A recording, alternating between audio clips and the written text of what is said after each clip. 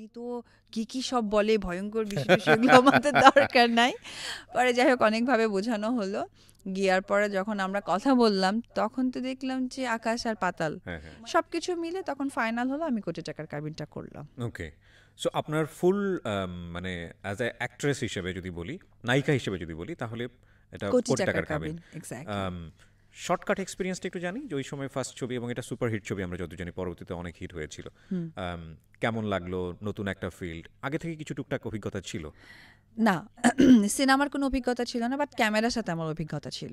Because আমি অনেকে আছে যে অনেক নতুন আর্টিস্ট, এখন তো আমাদের সাথে অনেকেই কাজ করা হয় নতুনভাবে, ক্যামেরাকে ভয় পায়। ক্যামেরা চালু দিলে মানে জাস্ট ক্যামেরা অফ থাকলে আমাদেরকে যে মনিটর বলা হয় অর্থাৎ একটু রিহার্সাল, সেটা খুব পারফেক্ট দিচ্ছে, বাট যখনই ক্যামেরা অ্যাকশন বলছে তখনই জিনিসটা একদম রিভার্স হয়ে যাচ্ছে, যেটা আমার কখনো ভয় কাজ করেনি। আমার কাছে মনে হয়েছে ক্যামেরা আমার সবচেয়ে বড় বন্ধু, বিকজ আমি অলওয়েজ ফোকাসটা পছন্দ করতাম।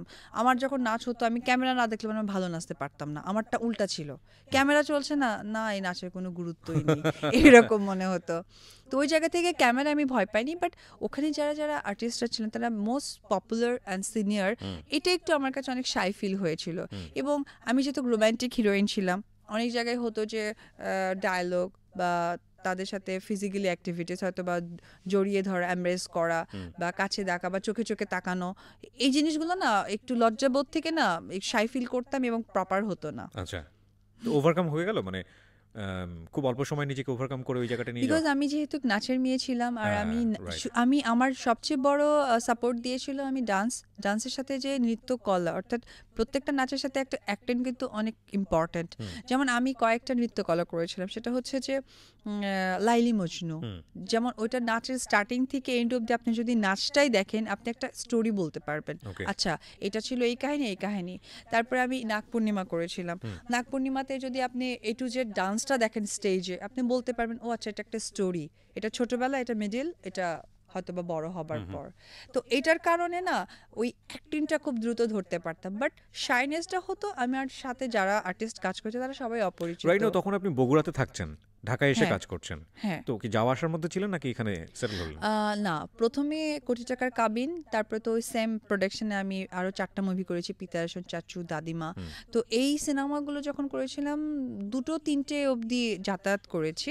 এখানে একটু যদি একটু পজ দিই, মানে কোটি টাকার কাবিনটা কি আপনার সিনেমা হলে আসার পরে বাকিগুলো করা হলো নাকি অ্যাট এ টাইম বাকি তিনটার কাজও নো, ধরলেন? আগে হচ্ছে সিনেমা হলে এসছে, আসার পর যখন গুড ফিডব্যাক পেয়েছে। রাইট, আমি এটা একটু জানতে চাই কারণ আপনার ফ্যামিলি থেকে দিতে চাচ্ছিল না আপনাকে, শুধু আপনার মা চাচ্ছিল ঠিক আছে যাও দেখো মজা করো। হ্যাঁ হ্যাঁ ফাইন। হ্যাঁ, সো আপনি না মার তো কথা আঙ্কেলকে দেখবে, রাজ্জাক আঙ্কেলকে, ওকে, এবং একদিন শুটিং করে পরের দিন চলে আসবে। রাইট। বাট সিনেমার জন্য যে 1 মান্থ কাজ করতে হয় এটা তো আইডিয়া নাই ফ্যামিলির আমাদের অবস্থা কারো। কি দাঁড়ালো? আপনার ভাই বোন বা আদার্স যারা এরপর ছিল? যখন আমি সিনেমা করলাম এবং আমার শিডিউলের নিয়ে কথা হলো, এটা নিয়ে মার সাথে বাবার এমন আছে 10 দিন কোনো কথা হয়নি, পরে আলটিমেটলি তো প্রত্যেকটা মানুষকে মানতেই হয়।